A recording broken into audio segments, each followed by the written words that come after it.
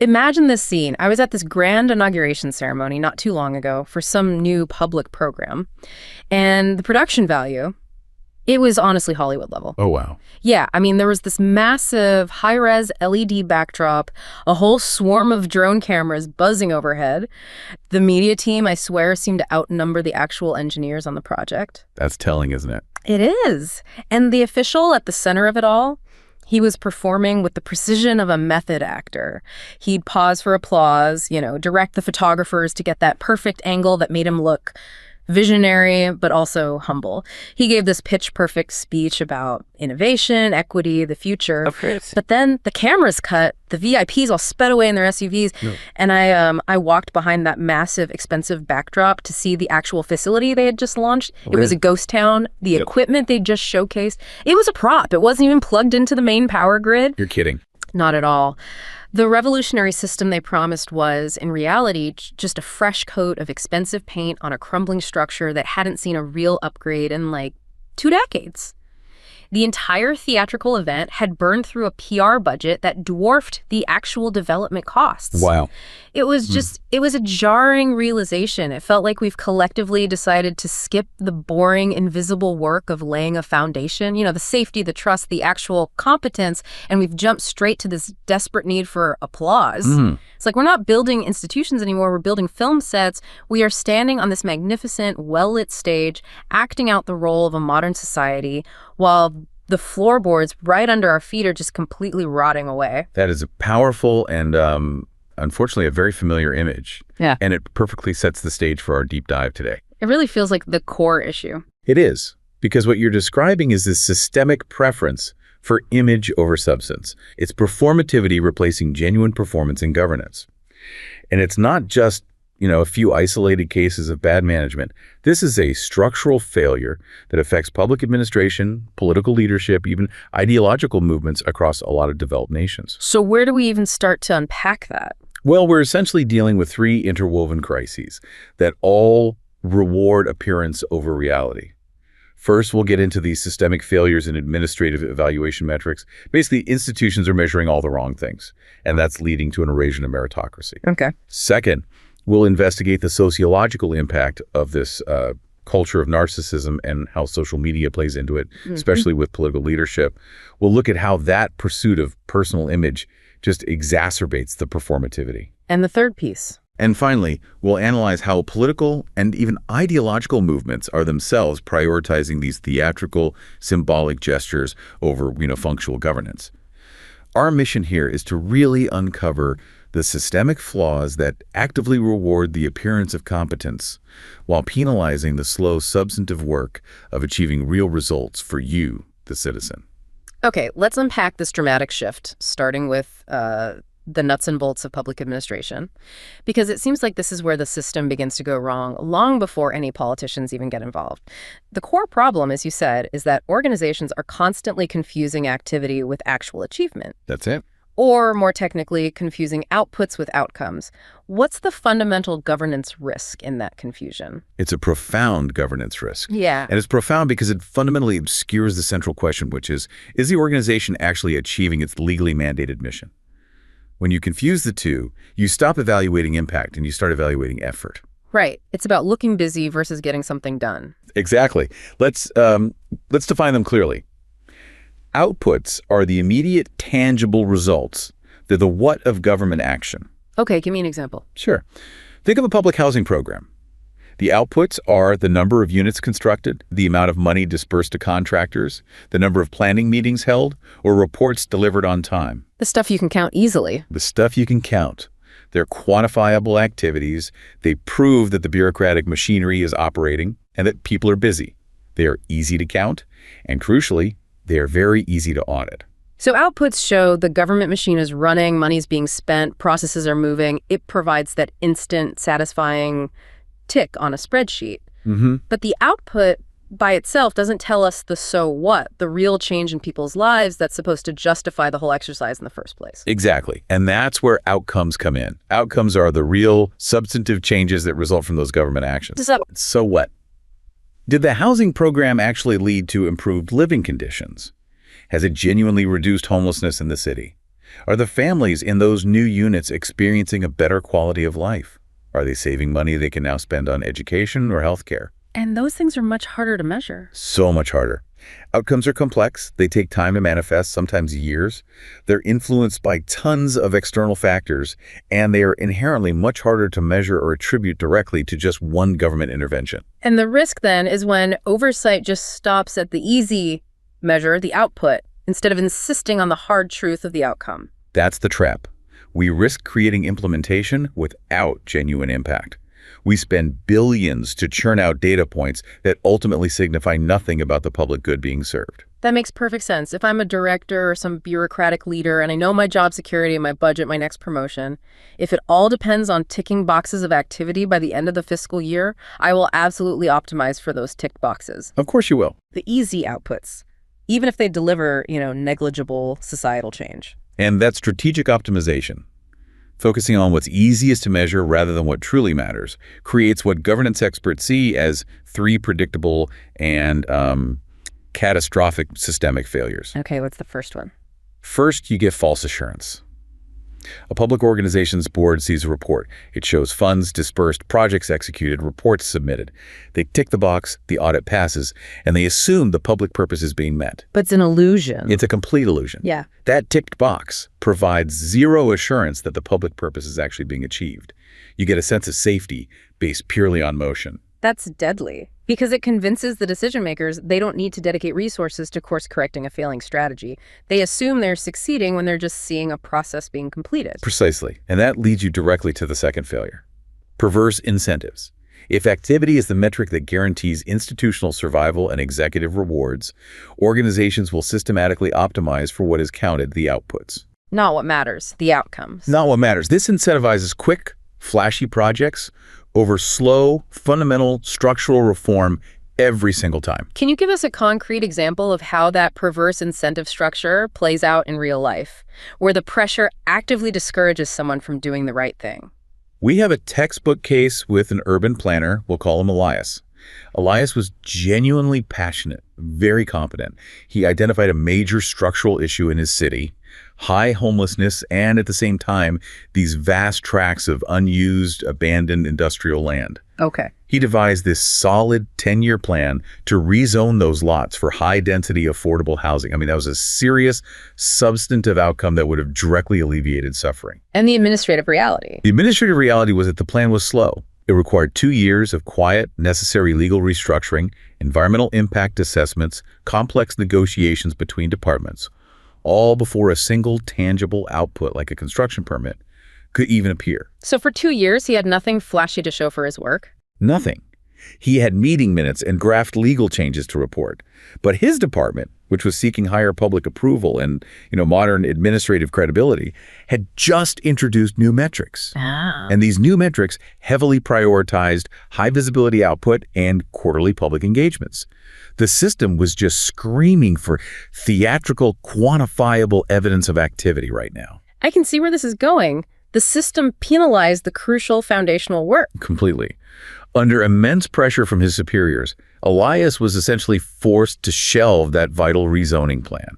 It was just too slow and too invisible to satisfy the new metrics. So what did he do instead? Instead, he led the Smart City Bench Initiative. Oh, what? The Smart City Bench Initiative. This involved installing solar-powered benches with Wi-Fi charging ports in the city center. It was quick, completed in just 3 months, generated flashy press releases about innovation and urban living, and it instantly ticked every single box on the high visibility output and innovation metric spreadsheets. A perfect, highly reportable output. The perfect output. But the heartbreaking irony is that the substantive problem he was hired to solve was accelerating. The homeless population. The homeless population increased significantly that winter. Often, people were sleeping right next to those high-tech benches. They couldn't even use benches designed for, passing digitally connected citizens, not for the displaced. And yet, Elias received a commendation for efficiency and public visibility. The system rewarded the performance of work being done, not the work actually being effective. And that leads to the third systemic failure, which I'm guessing is strategic blindness. You got it. Focusing only on the easily countable output allows boards and executives to avoid the difficult, necessary work of weighing strategic trade-offs or rigorously considering the counterfactual. What do you mean by the counterfactual? They avoid asking the crucial questions. What did we sacrifice to achieve this quick output? What would have happened to homelessness if we hadn't installed the benches and instead dedicated those funds in those 2 years to the legal work for the housing plan? By focusing on the activity, they just bypass the painful, honest assessment of strategy. This really highlights the critical distinction between managing performance and governing performance. It sounds like management is just, executing the plan, but governance has to define the right plan. Precisely. Management is the day-to-day operation. It's the mechanics of running services, ensuring efficiency. Governance, however, is that higher order function. It sets the right long-term outcomes, it scrutinizes whether strategy and resources are truly aligned with the public mission, and it rigorously judges whether true impact is being achieved. There are legal duties tied to this too, right? There are. In legal terms, directors have statutory duties under company law, under charity law, to promote the long-term success of the organization and act in the beneficiary's interests. That mandate inherently requires going beyond simply recording activity. It demands demonstrable evidence that performance is measured in relation to actual purpose and beneficial outcomes. The moment the board starts asking, show us the statistical change and quality of life metrics directly related to this spending, not just the spending itself, the whole structure of accountability changes. It does. Now, when we look globally, some nations, particularly those seeking rapid administrative capability, have tried to explicitly hardwire objective measures of merit into public life. Singapore is a great example. Its system really emphasizes academic credentials and tested competency as objective measures of merit. That seems like an attempt to enforce competence, which is the exact opposite of the performativity we're talking about. It is, but it reveals a really interesting paradox. While Singapore's emphasis on tested competency certainly boosts administrative capability, they select for intelligence and ability. Critics argue that this approach creates an increasingly stratified and self-perpetuating elite class. How so? By focusing on a narrow definition of academic merit, the system risks isolating that competence. The highly credentialed class becomes disconnected from the societal realities of the people they govern. So the very mechanism designed to select for competence may inadvertently isolate that competence, forcing them to rely on abstract data and models rather than lived experience. Which ironically sets the stage for future governance failures rooted in a lack of empathy or understanding. That sets up our next major point perfectly. If the attempt to create competence through rigorous metrics can lead to a disconnected elite, we need to understand how the system designed for competence meritocracy has itself become corrupted, feeding into this pervasive need for performativity among leaders. They need to perform their status because their status is increasingly based on a system that many people view as, rigged. It is genuinely fascinating how our most hopeful ideals can contain the seeds of their own dystopias. And the initial value proposition of meritocracy was so powerful and liberating. A system where power, opportunity, and social goods are distributed based on ability, talent, and effort, not on who your parents are. And the origins of this are ancient. They really are. Imperial China, around 200 BC, established one of the earliest administrative meritocracies based on Confucian philosophy and these incredibly rigorous civil service examinations. The whole system was designed to replace the nobility of blood with officials selected for virtue and tested honesty. And it allowed for social mobility. It did.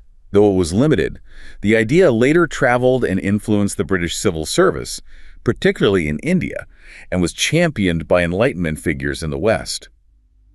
Thomas Jefferson, for instance, he envisioned a natural aristocracy of men based on talent and virtue, distinct from the old aristocracy of birth. But the term meritocracy as we know it today, it was never intended to be a compliment, was it? Absolutely not. It was coined pejoratively by Michael Dunlop Young in his 1958 satirical sociological book, The Rise of the Meritocracy. Young wasn't celebrating it. He was envisioning a chilling future dystopia where society was structured solely by intelligence plus effort. So a hyper-competitive society obsessed with quantifiable metrics like test scores and credentials. Exactly. And his core critique, his warning, was that a society ruled entirely by merit would be psychologically brutal. It would inevitably breed profound arrogance in the elites, who would see their success as entirely self-made and crushing humiliation in those left behind, who would see their failure as entirely deserved. So the stratification would be even harder to challenge than the old class system because it's rationalized under this guise of objective fairness. Precisely. He captured this crushing zero-sum nature with the phrase, Every selection of one is a rejection of many. Wow. That phrase feels incredibly relevant today. It just highlights the brutal competition that is the engine of the meritocratic system. It does. Young foresaw that meritocracy, when it was fully realized, would simply replace one entrenched elite class with another, a cognitive or credentialed elite. But this new stratification would be harder to challenge because it was supposedly legitimized by talent. And modern social science seems to back up this dystopian view, this meritocracy trap, is that the ideal system has been corrupted. And that contributes heavily to the need for leaders to perform their status instead of just owning it. Yes. Modern meritocracy often functions as an ideological discourse that coexists perfectly well with vast inherited wealth and opportunity hoarding. It acts as a powerful cultural legitimation for contemporary capitalist culture, rationalizing extreme wealth and income inequalities. And what's really fascinating and concerning is the data showing this paradox. The paradox that belief in meritocracy tends to rise even as objective economic inequality increases. This suggests it functions less as a system of genuine mobility and more as a powerful, self-serving narrative that helps those at the top justify their position. And this structural advantage feeds into what Daniel Markovits terms snowball inequality. Right, snowball inequality. It described how the current elite, the rich meritocrats, use their resources to essentially hoard competitive advantage. They spend enormous sums on ensuring their children have access to the absolute best educational inputs, from intense tutoring and extracurricular saturation to placement in elite universities. So the next generation of elites is increasingly drawn from the same wealthy, credentialed class, widening the gap across generations. The system becomes a cycle of inherited privilege masked by rigorous, high-stakes achievement credentials. It's no longer really about merit, it's about the resources required to purchase a competitive advantage. And it's crucial to acknowledge that this system burdens the elite as well. This isn't some relaxed aristocracy. It's a high-stress, high-performance treadmill. Absolutely. Markovits highlights the cost of this hyper-competitive life. Elite professionals often suffer from severe physical and mental health issues because of the relentless, hectic working life and the complete lack of personal quality time. They're locked into a continuous competition. A high-stakes competition from childhood through their entire careers. The promise of meritocracy is freedom and opportunity, but the reality for those who succeed is often relentless, demanding labor designed just to maintain their position. And this pressure contributes to that performative urge. They have to constantly demonstrate their merit to justify their hard-won status. Which brings us to perhaps the most penetrating analysis from Michael Sandel in The Tyranny of Merit. He argues that the whole meritocratic belief is fundamentally flawed because it ignores the foundational role of luck and external factors. Sandel's point is that the core belief that success is solely based on individual effort and talent is both morally corrosive and factually incorrect. It just ignores the crucial role of luck, of favorable circumstances, social background, environment. When people believe success is purely deserved, it generates hubris in the winners and judgment towards the losers. And this hubris creates that disconnected elite we were talking about earlier. Exactly. The meritocratic belief structure creates an elite that lacks empathy for those who are left behind because they genuinely believe their success is solely deserved and failure is purely a result of a lack of effort or talent. Sandel suggests that the meritocratic ideal functions less as an alternative to inequality and more as its primary moral justification. And that's what fuels so much resentment across society. So if the solution isn't just about redistributing wealth, what kind of framework does Sandel propose to heal this divide? He argues we need to move beyond the focus on distributive justice, which is, who gets what income or wealth, to a framework of contributive justice. Contributive justice, what does that mean? It's about creating social, economic, and political conditions that allow everyone to contribute meaningfully to the common good and to receive honor and social recognition for that contribution, regardless of what their income bracket is.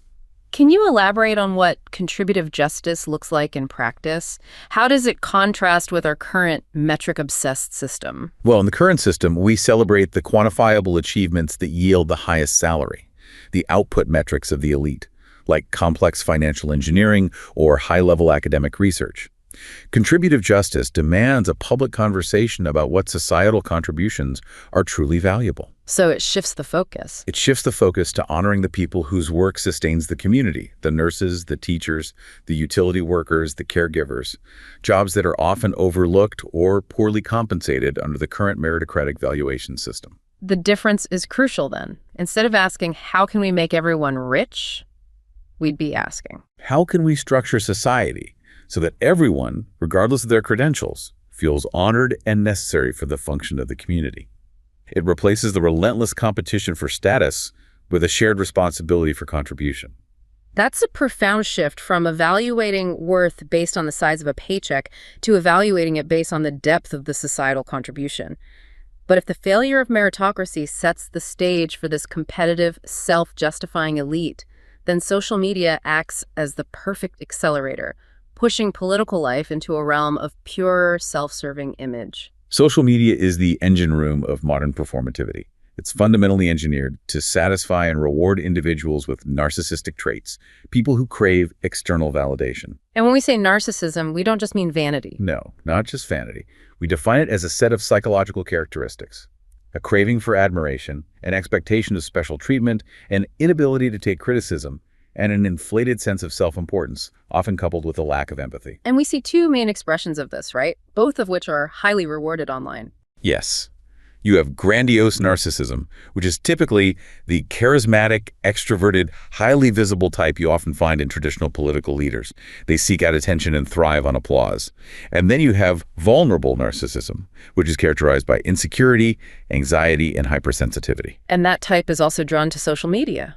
Very much so, because it offers a curated safe space to project an inflated self-image while engaging in reactive, often aggressive defense mechanisms. And the platforms themselves are designed to feed this. The platforms re-engineer the social feedback loop through the instant, addictive gratification of likes, shares, and retweets. This environment systematically rewards superficiality, emotional extremism, and manipulative tendencies. It's really no surprise that studies show narcissists are more likely to be politically engaged online and, worryingly, more likely to engage in online bullying, often under the guise of political fervor. And this pursuit of instant validation can become dangerous, even disastrous, when it's transposed onto public service. This is perfectly exemplified by the crisis selfie phenomenon, like in that anecdote about Governor Thorne during the flooding event. This story is a textbook illustration of the culture of narcissism actively undermining functional governance.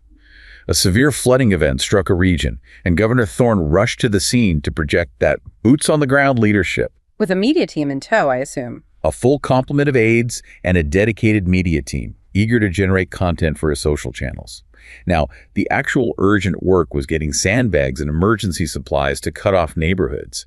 The relief convoy carrying these essential materials was ready to move, but it was abruptly halted for nearly 20 minutes right outside the disaster zone. And why the delay? It was an emergency. The media team needed the delay. They required time to set up multiple drone shots, handheld camera angles, to ensure the governor was perfectly positioned. They had to guide him on how to unload a box of supplies from the truck. Not efficiently, but in a way that looked rugged and authentic. Oh, come on. I'm serious. They reportedly told him his sleeves needed to be rolled up in an authentically gritty way, and they needed to wait for the exact moment when the light was hitting the scene just right to maximize the visual drama. So the governor performed the act of labor for, 30 seconds? Enough time to get the perfect clip for Instagram and Twitter, and then he retreated while the real labor began. And the video subsequently went viral, garnering digital applause for his hands-on leadership. The performance was a resounding success for his brand. But the functional reality? The functional reality was that the rescue operation was critically delayed, causing real distress and increasing risk to those waiting for aid. The pursuit of the viral moment actively cannibalized the efficiency of the emergency response. It forces you to ask, are our leaders serving the public, or are they serving the algorithm? And sociologically, this signals a massive shift in how political spectacles function in the digital age. It's moved way beyond mere image management. It has. In the past, traditional political spectacle, think massive rallies or televised addresses, was primarily aimed to attract attention to the message architect and build a sense of community or shared purpose. But the social media spectacle is different. Its primary goal is often to divert attention away from the architect and their character or political transgressions. And this diversion leverages the form of digital communication, what scholars call secondary orality, this short typed communication that's often raw, less regulated, and lacks the detailed context of traditional media.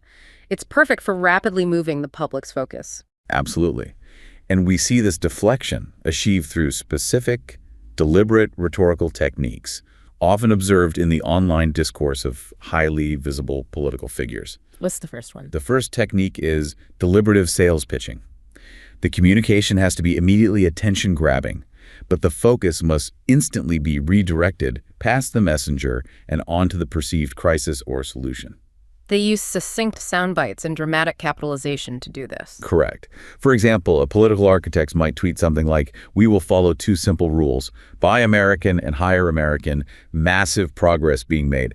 The statement is a clear political stance, but the capitalized slogans are succinct and aggressive, focusing your attention on the promised outcome: jobs, economic nationalism, rather than the complexity of the policy or the character of the politician making the promise. Or they use capitalization to foreshadow consequences. Right, something like, if UC Berkeley does not allow free speech and practices violence on innocent people, no federal funds.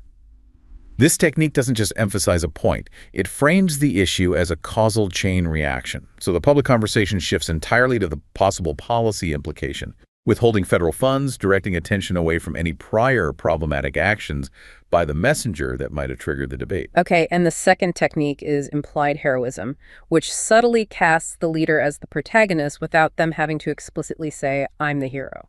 A very powerful mechanism of deflection. It works by constantly identifying a clear external antagonist. The architect never says, "I am a hero." They say, "The fake news media are lying to you," or "The other party is obstructing progress." By framing the political landscape as this dramatic conflict, the architect becomes the hero by default, simply by being the source fighting the established villain. And the public discussion then centers on the villain's actions, not the leader's track record. Exactly. And this heroism is further implied by addressing what we call unexpected spaces. Unexpected spaces. Yeah. By shifting political attention away from predictable, safe Washington discourse to alternative, often controversial locations or topics, the architect implies this sweeping problem-solving ability that knows no bounds. So if they suddenly critique crime rates in a city hundreds of miles away, threatening federal intervention, the spectacle is generated by that surprising focus. This heightens public awareness of problems that the architect is now positioned to solve without dwelling on their own administrative challenges or personal character. They are seen as a source of dynamic action, not a scrutinized political figure. And finally, the third technique, media redirection, which is arguably the most manipulative as it weaponizes the media's own need for context. It ruthlessly exploits the modern news cycle. When the political architect creates highly inflammatory, often unsubstantiated messages like sweeping voter fraud claims right after an election, the traditional media is obligated to report on them. They have to cover the claims to provide context, assess legality, verify facts. So the media covers the issue the architect raised, not the premise of the architect's character. Precisely. The media, in its attempt to provide context and debunk misinformation, ends up amplifying the inflammatory message and granting free publicity. But the public focus is on the issue itself, the fraud claims, their implications, rather than the architect's problematic premises or rhetorical dishonesty. The architect gets massive, free media coverage, but successfully deflects the public gaze from their personal scrutiny by keeping our collective attention fixed on the manufactured crisis. This analysis of the social media spectacle makes it so clear that the focus is always on distraction and image over reality. And moving from individual performance to institutional performance, this culture of image also infects ideological movements, creating this dangerous form of performative politics that substitutes symbolic gestures for functional governance. This is what we call ideological performativity, where movements prioritize linguistic signaling and virtue signaling over core institutional mandates. And this shift is deeply problematic because it creates a profound sense of friction and a perceived betrayal of common sense in the public. We see the dramatic evidence of this friction in that story of the renaming committee. Yes, that heated town hall meeting in what was otherwise a quiet, moderate suburb. The core institutional mandate of the school board was to ensure academic excellence for the children. But the primary parent who spoke, we'll call her Sarah, was there to raise a practical, functional concern: plummeting math scores across the district, a failure of the core mandate. Yet the school board was dedicating 2 hours of this crucial public forum not to math scores, but to debating renaming the science wing to honor a historical activist. And it wasn't just a symbolic act. The justification was delivered using this intense, alienating academic jargon terms like recentering equity frameworks or deconstructing inherited cultural narratives to justify the symbolic move. So when Sarah, the mother, raised the direct practical question, how does renaming the wing help my son read or learn algebra? She was met not with a policy answer, but with a lecture about her lack of cultural awareness and her failure to appreciate the symbolic significance of the act. The board prioritized the performance of justice, the renaming, the use of the correct linguistic signaling over the practical governance of teaching children. It was a complete displacement of functional responsibility with symbolic activity. It illustrates this profound shift in priorities among certain elite actors. They focus enormous energy and political capital on ideological gestures and symbolic acts that feel high-minded and progressive, the performance of a political identity, but which come at the direct expense of functional stability and measurable results. The action is celebrated internally as a triumph of ideology, but it leaves the core mandate of the institution, teaching children, repairing roads, delivering effective public health, completely neglected. This performative impulse also fragments social cohesion, which should be the goal of politics. Right. The narcissistic element in these political movements encourages models of shaming, exclusion, and bullying others who are perceived to think the wrong way or use the wrong language. This is far more immediately gratifying and thrilling than the boring, difficult, traditional work of building alliances across ideological divides, compromising, and engaging in slow, persistent negotiation. Shaming provides an instant ego boost of moral superiority. And this leads to widespread displacement activity among the general public who support these causes. That's the feel-good hit of performative virtue signaling.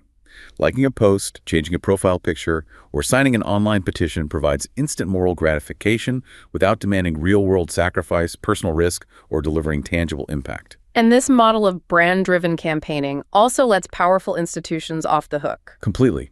Multinational corporations can signal profound commitment to social causes on social media, where it's brand enhancing, while neglecting functional change or ethical behavior in their supply chains, or in countries where human rights abuses are rampant. The performance replaces the accountability. So what are the ultimate cumulative consequences of this entire culture? The perverse metrics, the self-serving elite, the social media spectacle, the ideological performativity for governance and for public trust. The consequences are the erosion of the very foundations of a healthy society. First and foremost, it creates this deep, corrosive cynicism. The public becomes highly suspicious, viewing every new policy, every announcement, every crisis response through a jaded lens. Is this initiative genuinely for the people's need, or is it primarily for the officials' need to perform and generate positive media coverage? And public trust is such a scarce resource. It is. It's earned by demonstrable, persistent improvement in people's lives, by outcomes, not outputs. Without that demonstrated trust, government appears busy, it's generating outputs and spectacles constantly, but it ultimately loses policy direction and legitimacy. The focus shifts from the mission to the narrative, and when the narrative fails to align with reality, trust just evaporates. A healthy government, you mentioned, requires 3 foundations that can't be faked or replaced by a social media narrative. That's right. Institutional health requires social trust, institutional capacity, and integrity. When institutions are more interested in linguistic signaling than teaching children, or leaders prioritize the perfect Instagram clip over the effective delivery of aid, institutional capacity is degraded because resources are misdirected, integrity is questioned because the performance is faked, and social trust evaporates because the public feels fundamentally deceived. Okay, given that we've diagnosed the systemic problems, let's pivot to the strategies required to rewire the system moving governance back towards substantive performance and away from spectacle. This isn't just about moral appeals, it requires technocratic and administrative reform. The first step is a mandatory reorientation of governance to focus rigorously on measurable achievement. We have to replace the celebration of government activity with an uncompromising insistence on objective outcomes. And this has to start at the highest level of the organization, with the governance structure itself. You mentioned mandating an outcomes hierarchy. Absolutely. Strategy documents cannot begin with a list of tasks. They have to begin with the desired outcomes. The board needs to rigorously sign off on an explicit outcomes hierarchy before any major funding is allocated. So it's a traceable chain of accountability. It's a traceable chain. The organizational mission leads to a handful of broad strategic outcomes, which inform more specific intermediate outcomes, which then require specific outputs, which are finally monitored by a pared-down set of metrics. This forces managers to justify their activity in terms of measurable impact. And the method of accountability also has to evolve. It needs to move from auditing compliance to demanding genuine understanding, what you term scrutiny by judgment. Yes, boards must consciously avoid operational micromanagement. They shouldn't be running the day-to-day services. Instead, their role is to ask disciplined, probing, and often uncomfortable questions, to challenge causal assumptions, require clarity, and judge the adequacy and appropriateness of interventions. So a board should be asking. A board should be asking, you report a 10% increase in funds dispersed. That's an output. What evidence do you have that this has generated a measurable change in long-term employment rates, the outcome, for the beneficiaries? And how do you know this change wasn't happening anyway due to general economic recovery? They're judging the strategy, not just the delivery of tasks. And a key tool in this fight against the metric mirage, the illusion of success, is a refined set of metrics themselves. We need radical simplification and depth. We should be using a small, pared-down set of high-impact indicators, ideally 6 to 12 across the whole organization. And these indicators must insist on triangulated evidence. Triangulated evidence, what does that mean? It means combining 3 distinct forms of performance measurement to provide a robust, context-rich picture of performance that can't be faked. What are the 3 points of that triangulation? First, you have the raw quantitative data. The hard numbers like mortality rates, recidivism rates, or standardized test score improvement. Second, you have trend analysis showing this data over time, demonstrating that the change is sustained, not just a one-off fluctuation. And third, you have qualitative vignettes. The user or staff voice. Exactly, the human stories. This might be a summary of anonymous beneficiary surveys or detailed interviews with frontline staff, articulating the gap between the intended outcome and the actual lived experience of the service. You need the numbers, the trajectory, and the human stories to assess true impact. Because if the numbers look good, but the user vignettes report profound frustration, the performance is clearly failing. It's failing. But the pushback is always immediate and strong. Outcomes are too difficult to measure. They're long-term and hard to attribute to our specific intervention. The classic excuse. It's the refrain used to justify sticking with easy, high-visibility outputs. But we have to implement disciplined strategies to overcome these measurement challenges. We must develop metrics that focus rigorously on changes in people's lives. We measure the change in the population, not just the activity of the bureaucracy. This means tracking long-term metrics like infant mortality rates or sustained employment, not just the number of doctors appointed. And how do we bridge that crucial gap between what the bureaucrat thinks is happening and what the citizen is actually experiencing? We have to conduct regular, professionally designed beneficiary surveys to capture the lived experience that official administrative stats inherently miss. Furthermore, we must establish rigorous baseline measurements before any major policy implementation to accurately attribute change. So you can actually tell if your program made the difference. And finally, every strategic decision must incorporate cost per outcome analysis and opportunity cost to ensure resources are directed appropriately and that we are not sacrificing a high-impact outcome for a low-impact spectacle. Finally, what institutional and political solutions are required to break this cycle in the civil service itself and reorient public communication? The change has to be embedded in the employment structure. We need systemic administrative reform to redesign civil service performance indicators. Annual performance reviews for senior bureaucrats must measure policy outcome and public satisfaction scores, weighted far more heavily than administrative output or activity logs. So if a manager's bonus depends on improving literacy rates in their district, not just on submitting reports on time, their incentives change. Dramatically. And furthermore, we have to fundamentally reorient public communication. It must be seen purely as a means of transparency and accountability, serving the public's right to know the facts.